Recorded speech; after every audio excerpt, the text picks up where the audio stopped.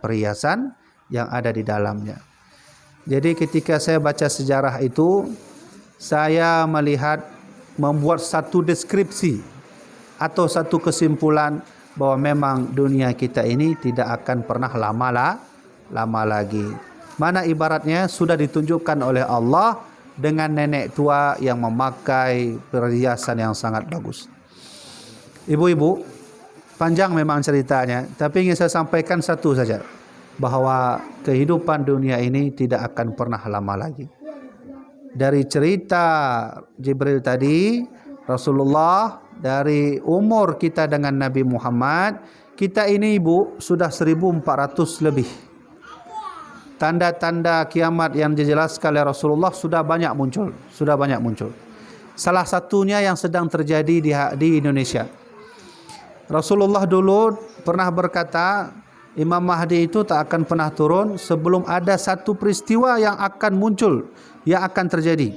Sahabat bertanya, apa itu? Yurfa'ul ilmu. Yurfa'ul ilmu. Ilmu akan diangkat oleh Allah Subhanahu wa ta'ala. Maka sahabat bertanya, ya Rasulullah, bagaimana cara Allah mengangkat ilmu sedangkan ilmu menyebar luas di bumi? Maka dijawab oleh Rasulullah, ya, bahwa Allah mengangkat ilmu itu biqabdil ulama, diangkatlah para alim ulama, dimatikanlah para alim ulama. Maka ibu-ibu sekalian, ayah-ayah, tanda Imam Mahdi tak lama lagi akan banyak meninggalnya para alim ulama. Maka kita berdoa kepada Allah, mudah-mudahan ulama terus dihidupkan dan kita terus sejahtera hidup di negeri tercinta ini, negeri kita Indonesia. Jadi ibu-ibu yang dirahmati oleh Allah, oleh karenanya untuk menggapai keberhasilan hidup di dunia itu salah satunya adalah mengingat kembali sejarah baginda Rasulullah sallallahu alaihi wasallam. Ibu-ibu, dulu di Makkah itu tempat perjudian terbesar. Orang minum sebelum Rasulullah hidup, sebelum Rasulullah menjadi nabi, itu Makkah itu tempat judi paling terbesar. Kemudian tempat prostitusi paling terbesar. Kemudian banyak orang yang tak percaya kepada Tuhan, kepada Allah. Tapi di balik hitamnya kehidupan, hiduplah seorang baginda yang bernama Rasulullah Muhammad sallallahu alaihi wasallam. Ada hal aneh di sini. Kenapa di tempat perjudian yang besar hidup, kemudian prostitusi terus muncul di sana, kemudian banyak orang yang tak mengaku kepada Allah Subhanahu wa taala, dihidupkan Nabi Muhammad. Yang anehnya lagi, Nabi hidup di tempat judi paling terbesar, tapi beliau bukan ahli judi.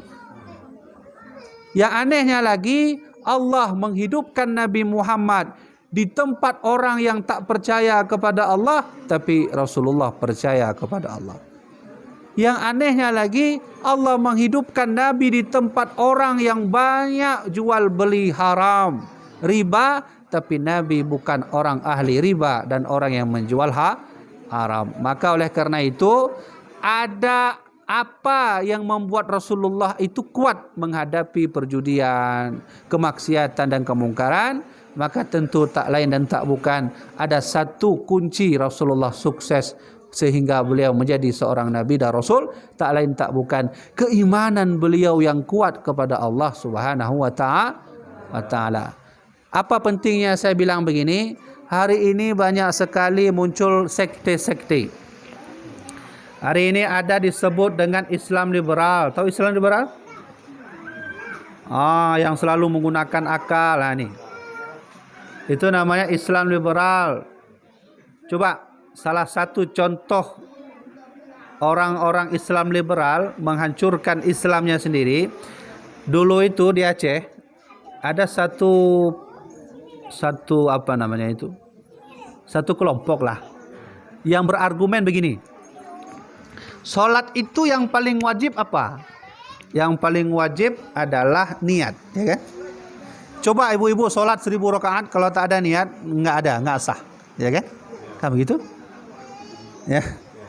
Tidak sah kalau mau solat, mau puasa, mau haji, mau umrah, nggak ada niat, nggak sah. Maka ada satu gambaran umum cara berfikir kita, ya itulah orang Islam liberal tadi. Dia katakan kalau begitu Tengku, maka ya kita solat ya di warung kopi aja, niat aja. Jadi ruku enggak pakai? Enggak ruku. Sujud? Enggak juga. I'tidal? Enggak juga.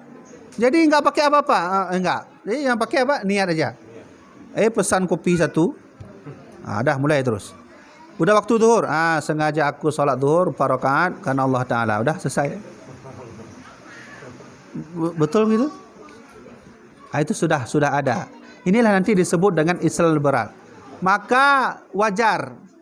Kenapa di negeri yang mayoritas Islam di Indonesia, kita harus bangga dengan negara ini. Bangga dengan bangsa ini. Kenapa? Negeri yang mayoritas Islam terbanyak di dunia, salah satunya negeri kita Indonesia. Malaysia itu campur. Di Malaysia itu ada nanti etnis Cina. Cina hampir banyak di sana. Kemudian ada India, Pakistan. Tapi Indonesia dari Aceh sampai ke Papua sana, insya-Allah Islam terbanyak.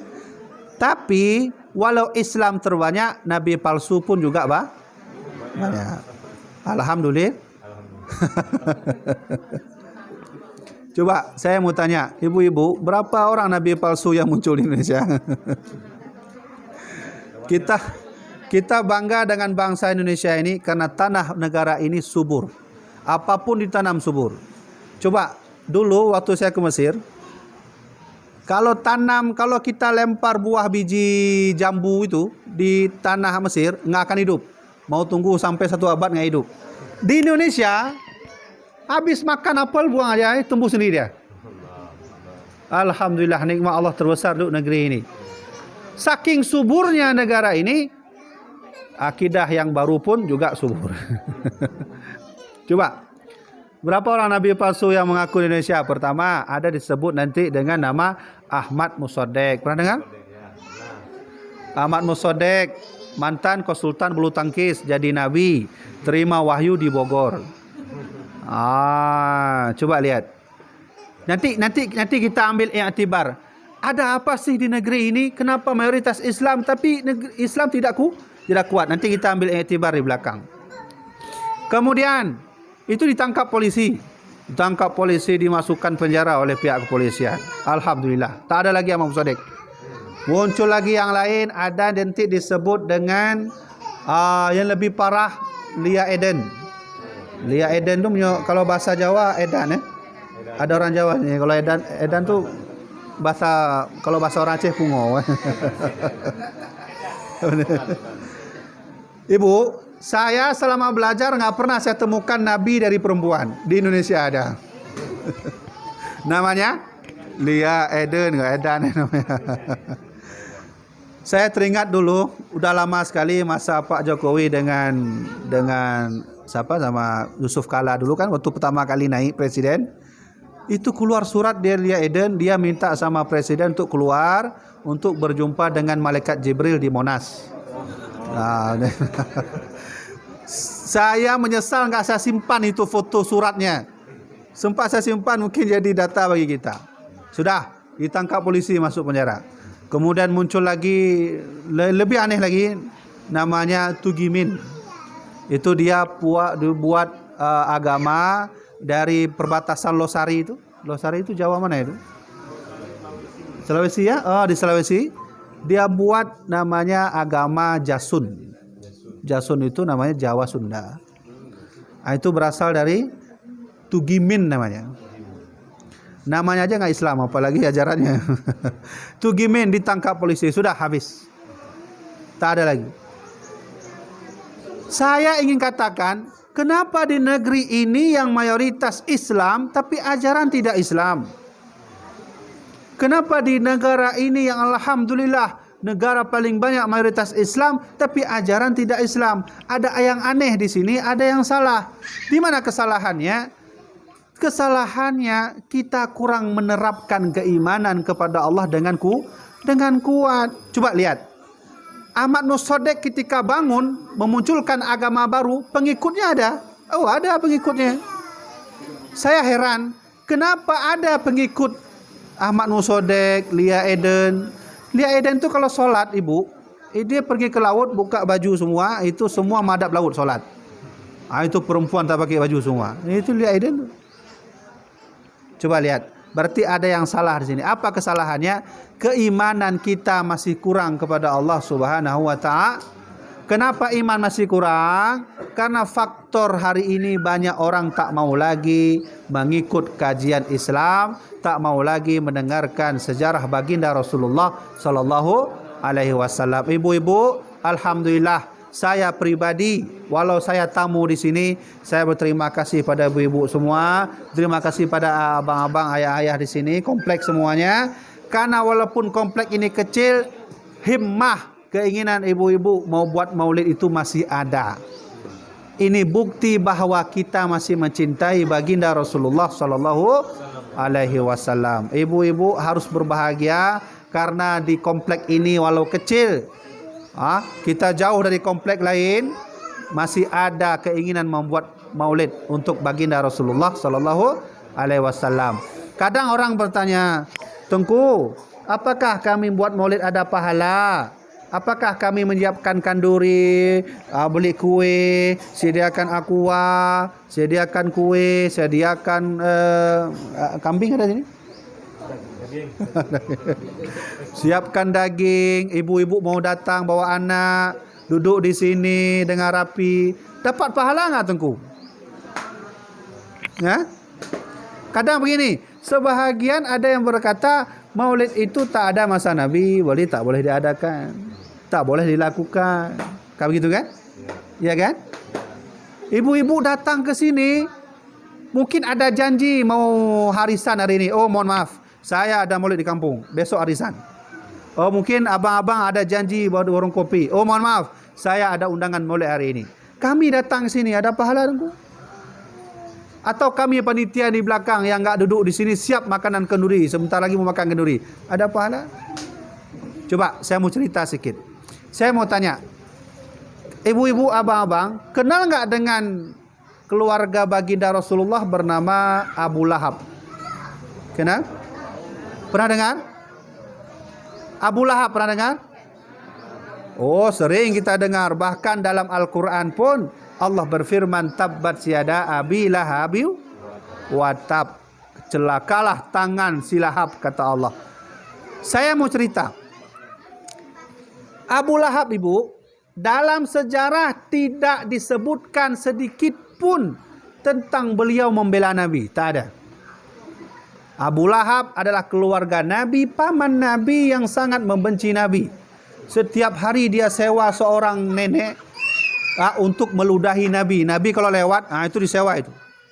Satu ludah dikasih uang, kalau bahasa kita ya 50.000 lah. Kamu kalau berani ludah Nabi, saya kasih uang 50.000. Oh, siap. Kebetulan tak ada uang, maka disewa 50 ludah Rasulullah. Abu Lahab.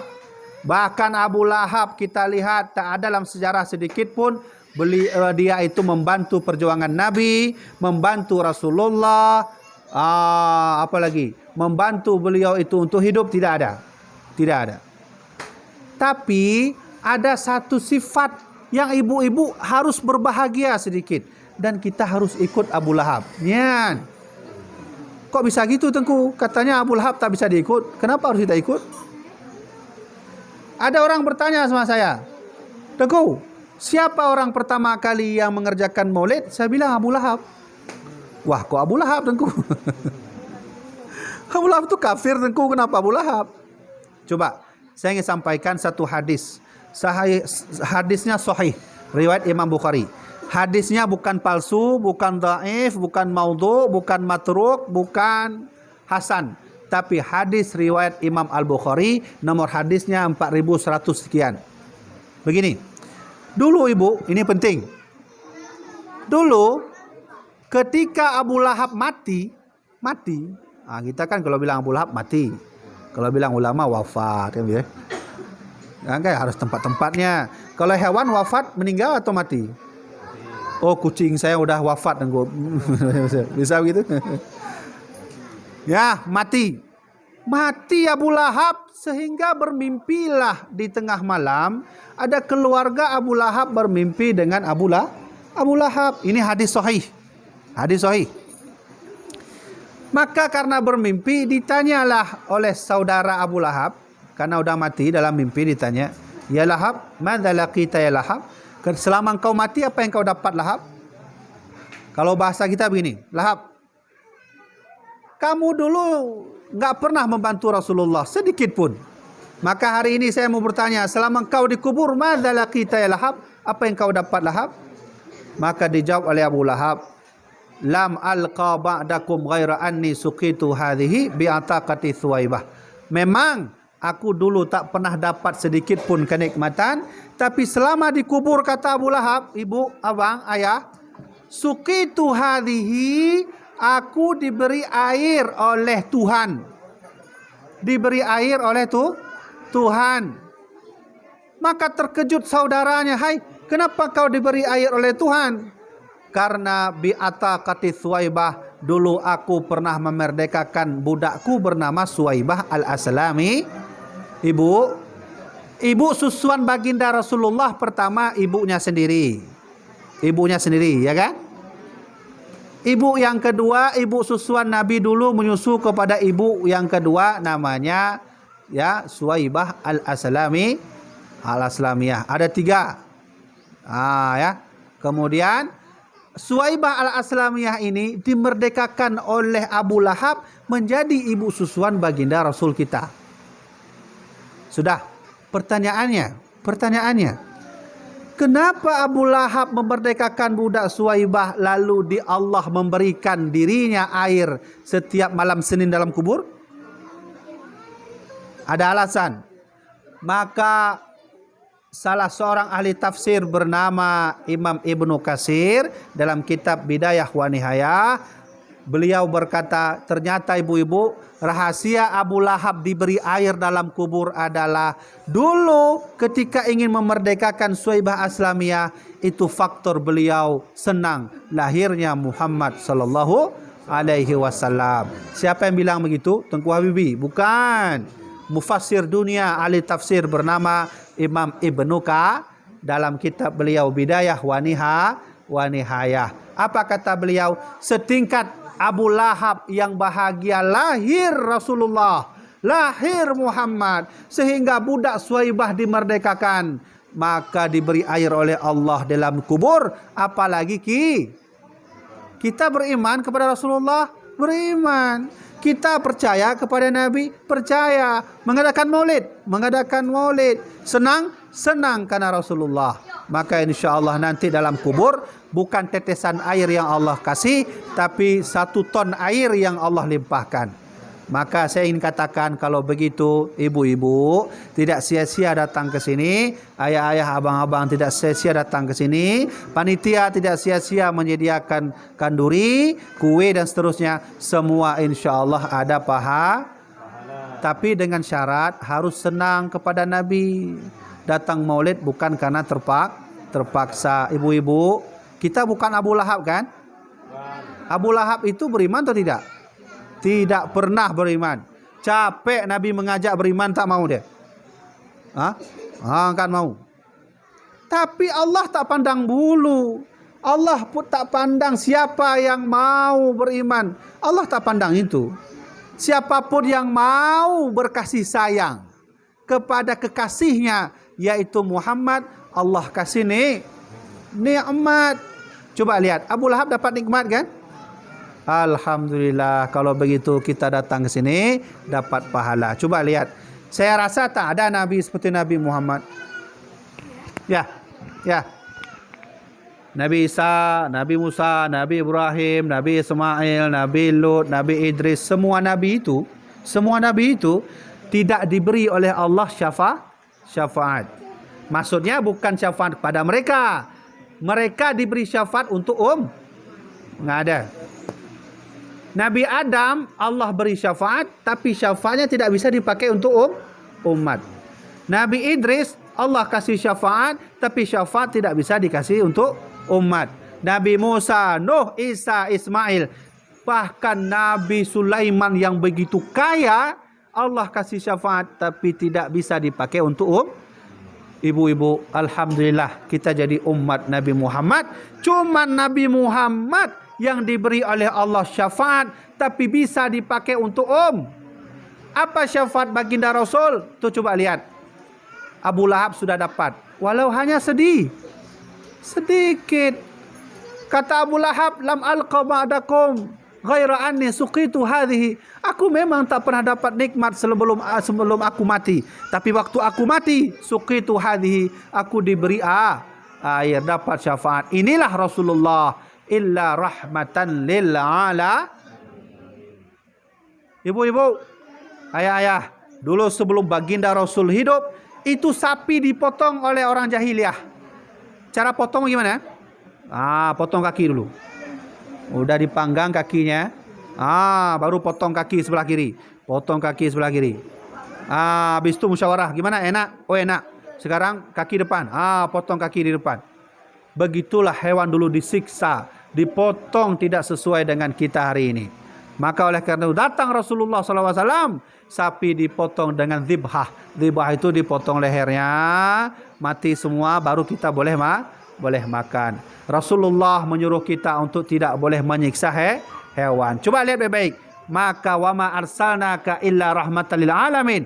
Muhammad, aku tidak utus kepadamu melainkan untuk seluruh rahmatan lil alamin, bagi seluruh alam. Lahir Muhammad, semut bahagia. Lahir Muhammad, kelelawar bahagia. Lahir Muhammad, kucing bahagia. Lahir Muhammad, unta bahagia. Lahir Muhammad, maka seluruh hewan pun bahagia. Kenapa bahagia? Semua dijaga oleh baginda Rasulullah.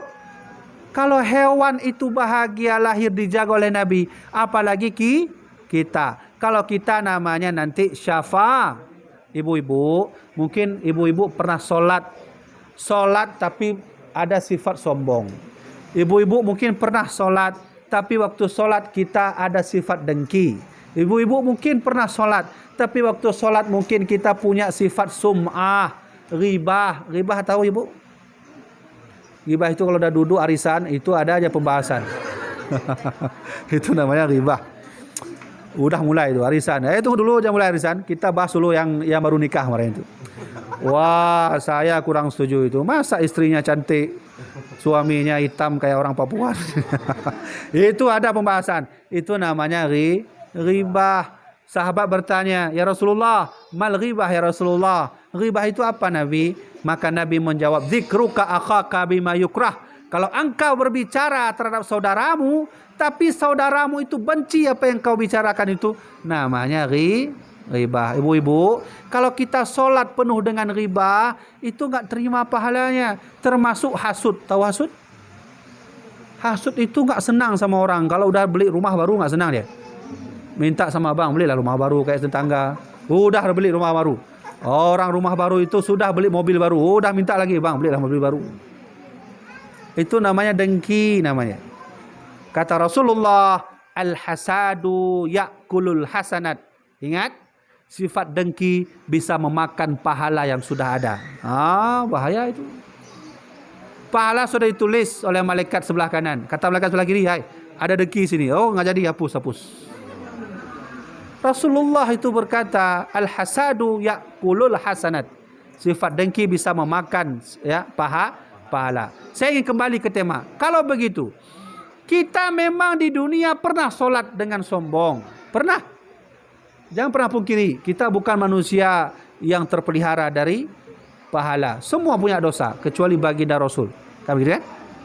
Nanti ibu-ibu, kalau ibu-ibu mau dapat syafaat baginda Rasul, besok ketika kita menghadap Allah, kata Allah, dulu kau solat di hari Senin, di waktu ini, di jam ini, di menit ini, kau sombong. Benar?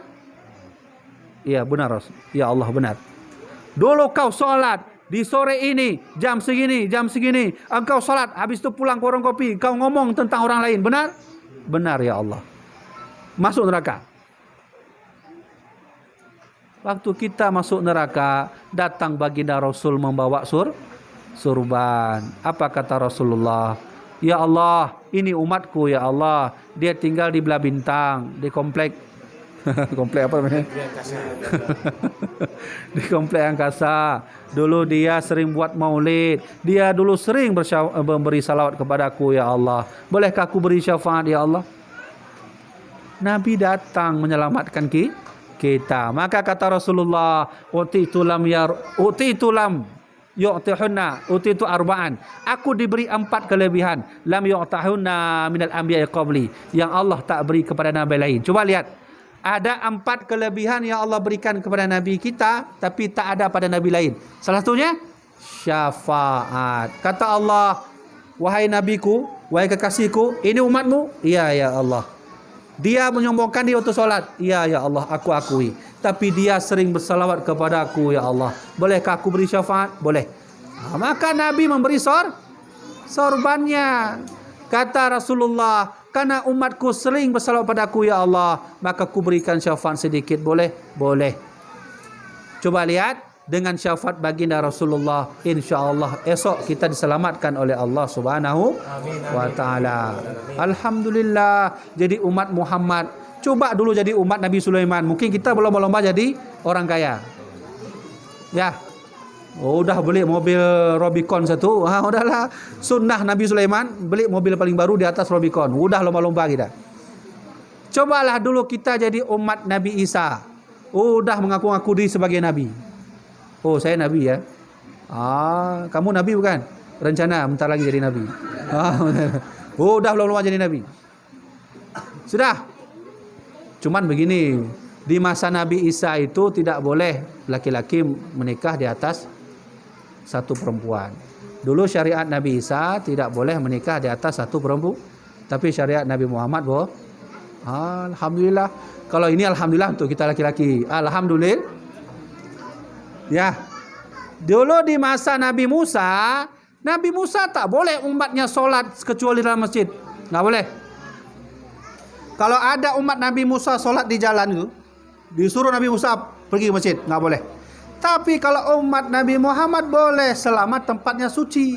Mau di jalan, mau di musola, mau di atas loteng, boleh. Coba lihat, dimudahkan oleh Allah dan diberi syafaat oleh baginda Rasulullah sallallahu alaihi wasallam. Ibu-ibu yang saya hormati, ayah-ayah yang saya hormati. Kalau begitu, mengadakan Maulid Rasulullah itu pertama, mari kita belajar dari sifat Rasulullah. Rasulullah tak pernah beliau membuat syirik sekalipun sedikit kepada Allah. Beliau tegar. Oleh karenanya, kalau Indonesia ini ingin selamat dari dunia dan akhirat, maka kita harus beriman kepada Allah dengan kuat. Tidak ada satupun yang membuat kita lenceng daripada beriman kepada Allah Subhanahu wa taala. Bukan seperti orang beriman sudah masuk kantor dikasih duit. Ini begini Pak, ini proyek ada, cuman ya ala kadar lah. Berapa ala kadar? Ya 3 miliar lah. 3 miliar diambil sudah habis. Tanah orang digarap, hutan Allah habis, rumah orang tergusur, kita pun sudah saling membenci sesama manusia. Maka itu namanya orang yang imannya kurang kuat. Nanti muncullah nabi-nabi yang lain seperti nabi yang saya sebutkan tadi. Maka ibu-ibu sekalian, oleh karena itu hal pertama yang kita ambil dari Maulid, mari sama-sama kita tingkatkan keimanan kepada Allah Subhanahu wa taala dengan belajar daripada kehidupan baginda Rasul. Ibu-ibu yang saya hormati, yang kedua saya ingin sampaikan kepada ibu-ibu semua, tidak ada nabi lain yang berdakwah hanya dengan akhlak, tapi Umar bin Khattab masuk Islam. Umar bin Khattab itu adalah sahabat Nabi yang paling berani melawan siapapun yang dilawan. Bahkan ada riwayat bahwa jin saja itu tidak bisa melawan Umar bin Khattab. Tapi Rasulullah berdakwah bukan dengan ilmu, bukan dengan kecerdasan beliau, tapi dengan akhlakul karimah. Alhamdulillah, saya waktu kita melihat berita hari ini kan sedang sibuk dengan Habib Rizik Syihab. Tapi saya tidak mengungkit itu. Saya ingin ungkit satu hal, ada yang unik di sini. Ada salah satu seorang di YouTube saya lihat, orang ya kalau bahasa kita ya ulama orang Buddha lah. Ulamanya Buddha. Saya nggak tahu apa namanya, petinggi Buddha itu apa namanya, saya nggak tahu. Tapi ada ulama ya dari kalangan Buddha namanya. Dia itu sangat-sangat menyukai Habib Rizik Syihab. Kenapa?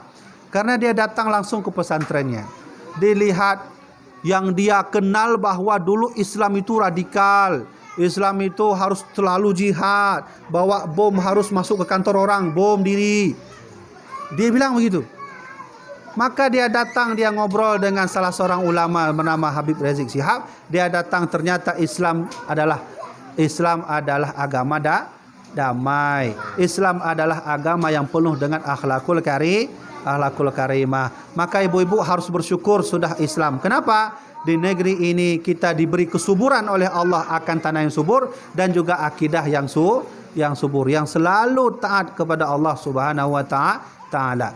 Jadi orang Tionghoa tadi karena kurang puas, dia ajak Buddha semua.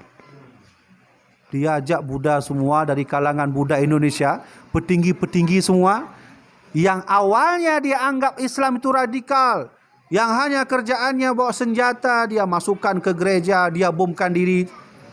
Dia ajak, dia duduk dengan Habib Rizik. Dia duduk bersama-sama, lalu Habib Rizik mengajak ngobrol, mengajak mengenal Islam. Lalu mereka mau pulang pun diajak oleh beliau untuk makan bersama. Begitu juga dengan Ustadz Abdul Somad. Coba lihat, orang kaya seperti siapa itu yang pengacara itu? Siapa namanya? Hotman Paris. Hotman Paris setiap hari mungkin ngobrol dengan Ustadz Abdul Somad. Bahkan dibuat video khusus. Mereka mau belajar Islam. Yang awalnya juga menganggap Islam itu radikal, bawa senjata. Inilah ajaran baginda Rasulullah. Maka siapapun yang kita lihat bawa senjata kemana-mana, membomkan diri ke gereja, itu bukan ajaran Islam yang sebenarnya. Nabi sangat menyuruh kita menjaga kafir zimmi. Kafir itu ada dua, ada kafir harbi, ada kafir zimmi. Siapa kafir zimmi? Orang yang mau ikut bersama-sama kita. Mereka bukan agama Islam. Mereka tidak beriman kepada Allah, tapi sangat menjaga kita.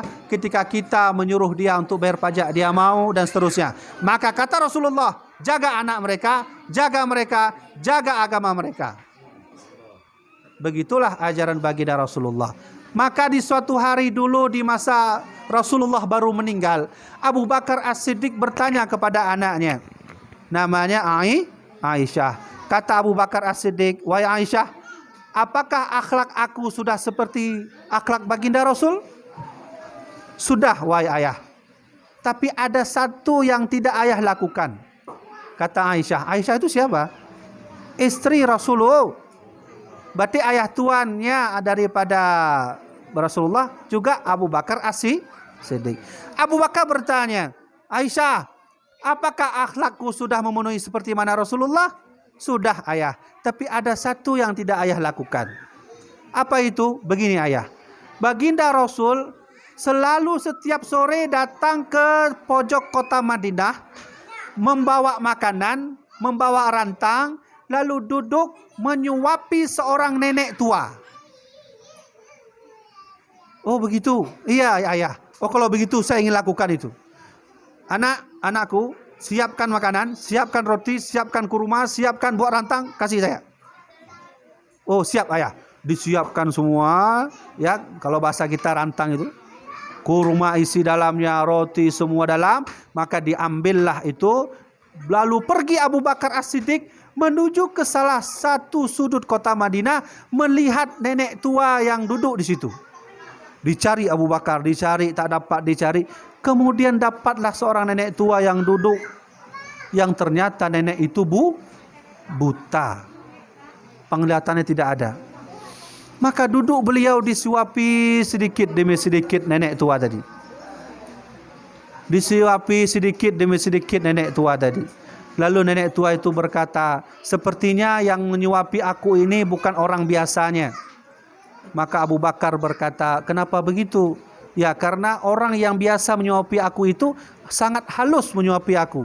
Ketika ingin menyuapi roti kepadaku, dia mengunyahkan dulu dengan mulutnya, lalu diberikan kepadaku. Sepertinya bukan itu sekarang. Iya, memang bukan dia, kata Abu Bakar, yang biasa menyuapimu wahai nenek sudah meninggal dunia. Jadi ketika sebelum itu terjadi, sambilan ambillah kue diletakkan ke mulut nenek tadi.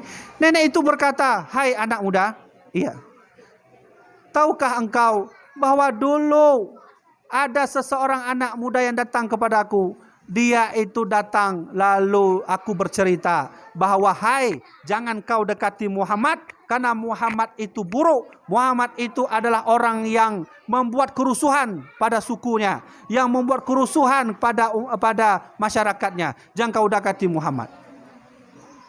Maka kata Abu Bakar As-Siddiq, wahai nenek, sebenarnya yang menyuapimu dulu itu adalah yang bernama Muhammad.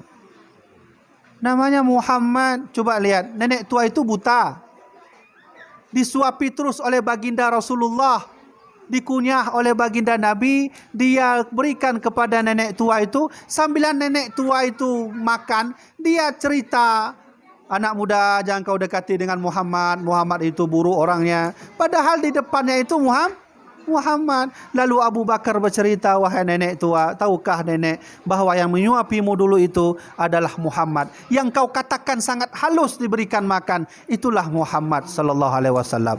Maka nenek tua itu terkejut dan dia pun masuk Islam. Karena nenek tua itu beragama Yahudi. Coba lihat, begitu halus Rasulullah sallallahu alaihi wasallam menyuapi seorang nenek. Ini bukti bahawa baginda Rasul bukan radikal. Siapapun orang Kristen, orang Yahudi, orang Nasrani yang tinggal di negeri Islam wajib dipelihara, wajib dijaga. Itu perintah baginda Rasulullah sallallahu alaihi wasallam. Begitu ajaran Islam yang sebenarnya. Coba lihat, di sisi lain ada cerita. Ada seorang nenek tua utusan daripada Abu Lahab siap menunggu Nabi meludahi Rasulullah. Rasulullah setiap sore melewat, itu diludahi, kadang dilempar pakai kotoran unta. Nabi tidak membalas. Keesokan harinya Rasulullah lewat lagi, diludahi lagi, diambil kotoran unta, dilempar, Nabi pun tak membalas. Besok sorenya Rasulullah datang, diludahi, dilempari kotoran unta, Nabi pun tak membalas. Keesokan harinya, hari keempat, Nabi tunggu diludah. Coba lihat, Nabi tunggu diludah. Ini kok nggak ada orang meludah saya? Biasanya setiap sore ada. Ternyata Rasulullah bertanya kepada orang kampung di situ, wahai ayah, wahai fulan, tahukah engkau ada nenek tua yang biasa meludahi saya? Kok hari ini tak ada? Oh, begini Nabi, dia sedang sakit. Oh, di mana rumahnya? Oh, rumahnya ada di sana. Agamanya apa? Agamanya penyembah Lata dan Uzza. Lata itu Tuhan Ka'bah dulu. Pulang Rasulullah membersihkan diri, dibawalah makanan, dibawalah roti, dibawalah duit, pergi ke rumah nenek tadi. Dia ketuk pintu, Assalamualaikum. Tak jawab. Ketuk pintu, maka keluarlah nenek tadi. Dia lihat terkejut. Apa yang dia lihat? Ternyata baginda Muhammad SAW. Kata nenek tadi, aku berharap sekali yang datang Abu Lahab dan Abu Jahal ke sini. Karena yang menyuruh aku meludah itu adalah dua orang itu. Dan aku berharap dapat duit dari mereka. Tapi selama aku sakit, dia tak pernah datang. Tapi yang datang engkau, wahai Muhammad, yang selalu kuludahi, yang selalu kulempar kotoran, yang selalu aku lemparkan dengan kotoran unta. Tapi engkau datang ke sini. Saksikan Muhammad, bahwa hari ini aku bersyahadat asyhadu an la ilaha illallah wa asyhadu anna Muhammadar Rasulullah. Ini bukti kedua Rasulullah menjaga orang-orang yang walau tidak beriman kepada Allah Subhanahu wa taala. Ini Islam rahmatan lil ala. Maka alhamdulillah Presiden Soekarno kita pun menyusun bersama para alim ulama Pancasila sampai kelima. Salah satunya keadilan sosial. Salah satunya yang paling penting adalah ketuhanan yang Maha Itu bukti bahawa sila pertama kita adalah sila Islam. Walau negeri ini bukan negeri Islam, walau negeri ini bukan negeri yang banyak orang berkata kita tak boleh, harus dengan Quran dan Sunnah. Tapi ingat baik-baik, sila pertama adalah sila Islam, ketuhanan yang Maha Esa. Alhamdulillah kita saling menghormati. Indonesia punya undang-undang tersendiri. Apa itu? Saling menghormati sesama agama, saling menghormati dengan sesama budaya. Karena itu adalah konsep negara kita. Dan hakikatnya itu juga konsep Islam. Ibu-ibu yang saya hormati. Oleh karena itu, beginilah cara baginda Rasulullah berjuang untuk agamanya hingga sampai ke kutub utara Islam sudah ada. hingga sampai kutub selatan Islam sudah ada, hingga sampai Andalusia, sampai ke Eropah, bahkan Barcelona juga dulu pernah berjaya Islam. Kenapa? Karena dengan akhlakul karimah. Oleh karena itu kita ambil iktibar. Kalau begitu mari sama-sama dengan akhlakul karimah baginda Rasulullah kita saling sama-sama menghormati. Tidak perlu kita saya harus mau Islam saja. Tidak. Kadang-kadang kita masak nanti ibu-ibu masak enak, kuah enak. Lalu kita bagi sesama. Termasuk tetangga kita mungkin orang Kristen kita berikan. Karena itu perintah baginda Rasulullah sallallahu alaihi wasallam. Ibu-ibu yang saya hormati.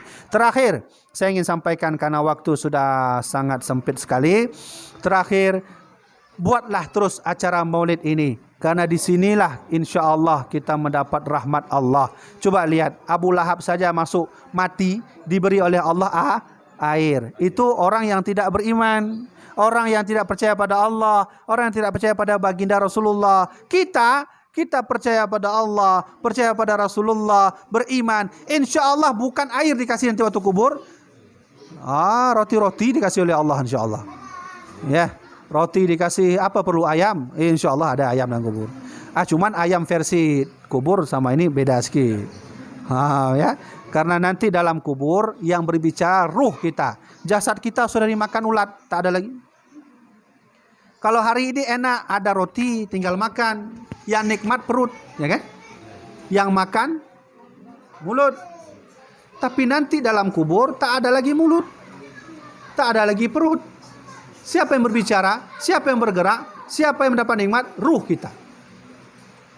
Ruh itu adalah makhluk paling tertua. Ada 7 makhluk Allah yang kalau nanti kiamat dia tak akan pernah mati, tak akan pernah musnah. Ketika kiamat terjadi, bumi hancur, bulan hancur, matahari hancur, semua tak ada lagi kecuali makhluk Allah. Pertama, Lauh Mahfud. Walau kiamat terjadi, Lauh Mahfud tak akan pernah mati. Terus hidup, terus hidup. Tapi ada kisah dulu Lauh Mahfud itu semenjak Nabi Adam sampai Nabi Isa itu tidak pernah bergoyang. Lauh Mahfud tidak pernah bergoyang, tidak pernah bergetar. Tapi entah kenapa ketika Rasulullah hidup ada satu kejadian, Nabi itu pernah bertawaf sekali. Ada seorang kakek sedang bertawaf, lalu Nabi ikut di belakang.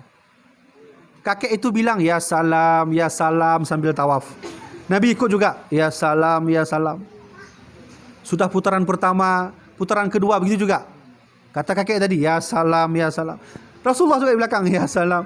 Balik kakek tadi dia bertanya, hai anak muda, kenapa kau mau olok-olok aku? Nanti aku bilang ke Muhammad nanti. Dia enggak tahu yang di belakang itu Nabi Muhammad. Ya Muhammad. Tahu dia. Anak muda, apa kau olok-olok aku ya? Kalau kau olok-olok aku bilang nanti ke Muhammad. Ketawalah Rasulullah, wahai kakek. Kakek tak tahu ya bagaimana bentuk Muhammad. Aku tak tahu, tapi aku beriman padanya. Sekali lagi kau olok-olok aku bilang kepada Muhammad. Wahai kakek, akulah Muhammad. Oh engkau Muhammad, oh mohon maaf. Maka bersujudlah kakek itu, diangkat oleh Rasulullah. Tiba-tiba datang Jibril alaihissalam dari langit. Dia bilang, Muhammad, iya Jibril. Ini pesan dari Allah. Kau bilang kepada kakek tadi, apapun yang dia lakukan selama dia bertawaf, beribadah, solat, Allah tak akan berikan kepadanya pahala. Kenapa begitu? Kau bilang saja dulu kepada kakek tadi. Maka Rasulullah bilang, kakek, tadi barusan aku dapat wahyu bahwa aku diberitahu oleh Jibril, kakek, engkau selama beribadah tak akan dapat pahala, tak akan dapat ganjaran dari Allah. Jadi sia-sia. Oh, boleh? Tak masalah. Kalau begitu memang perintah Allah kepadamu Muhammad, aku akan tuntut Allah. Ya, terkejut Muhammad. Wah, kok bisa kamu tuntut Allah? Bagaimana caranya?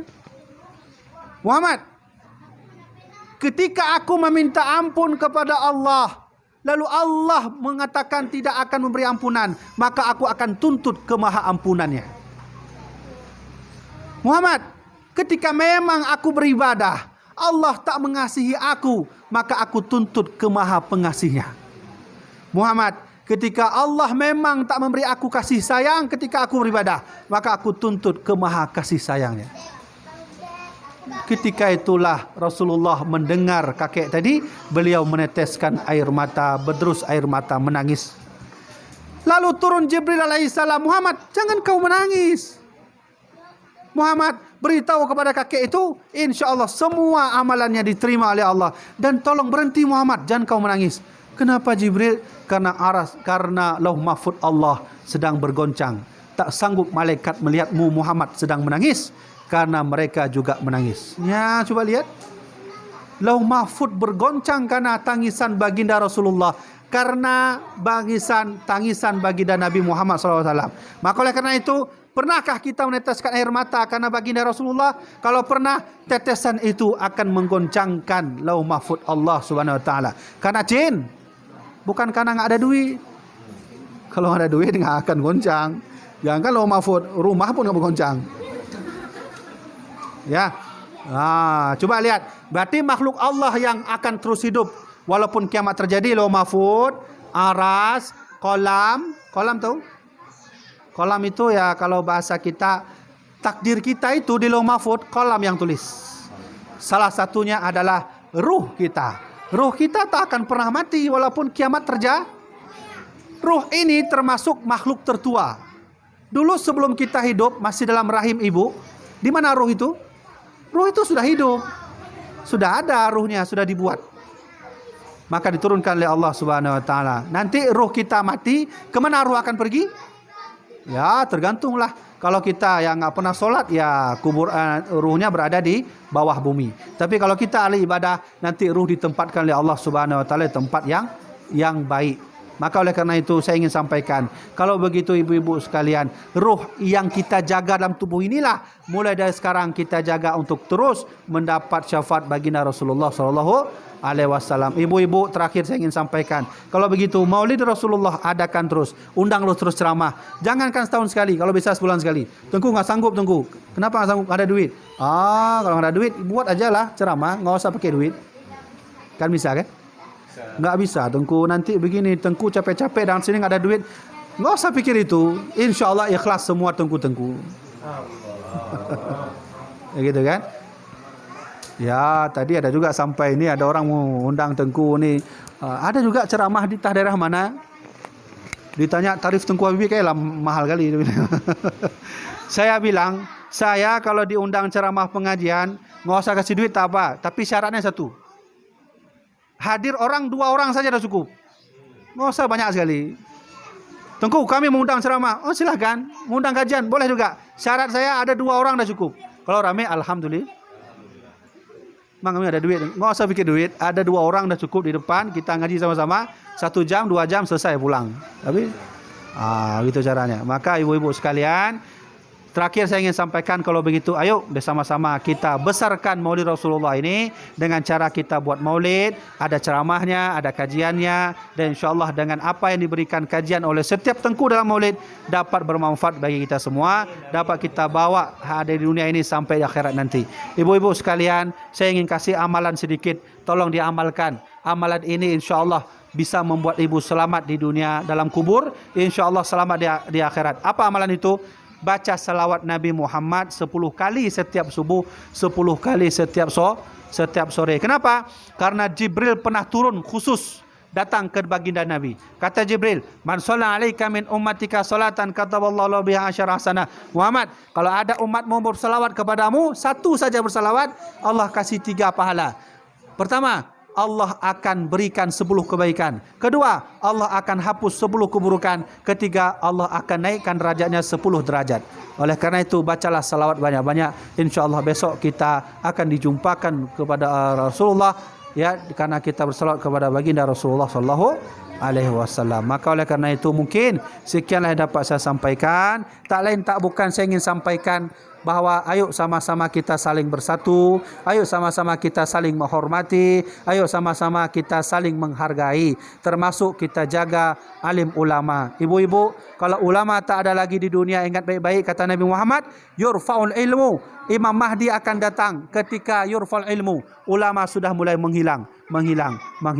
Saya teringat kata hadis Nabi, al ulama aminullah fil ard. ulama itu adalah pondasi bumi. Kalau bumi tak ada lagi, maka bumi akan hancur. Di mana pondasi bumi? Ada pada arah alim ulama. Mudah-mudahan kita jaga ulama baik-baik. Tak dapat mengaji pada ulama, cium tangan pun tak apa.